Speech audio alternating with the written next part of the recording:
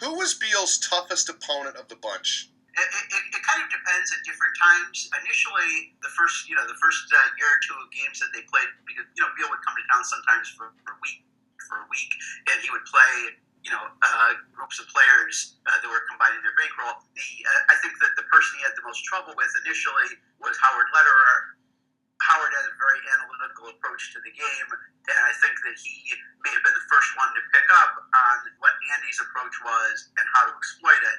Andy then stayed away after September 11, 2001, primarily because the financial havoc caused by the terrorist attacks had changed his banking business so much that he had to really get to work on his banking.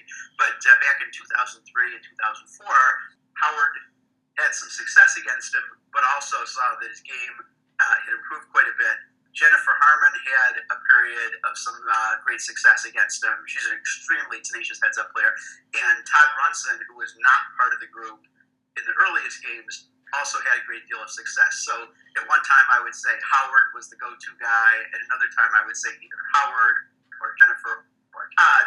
In all those games, Phil Ivey wasn't really part of the group, but Phil was playing in high-stakes games, but not the highest games. This is when he was, like in his mid-20s. So he was playing phenomenally well in tournaments and making a reputation for himself in high-stakes games. He was not playing the very biggest game every place, or at least generally more on the East Coast or in Los Angeles, and not as much in Vegas, where the games kind of started as everybody in town put their money together to play Andy, so Phil wasn't really part of that initially. But by 2007, after my book had come out, after there was kind of like some sniping between Beal and some of the players about each other's accounts in the book, primarily from Andy, that he felt that some of the players didn't give him sufficient credit. I don't think that was the case, but these were competitive people, and Andy, although he had claimed he was done with poker, kind of got back into it, and they played some more. Phil Ivey ended up being the go-to guy.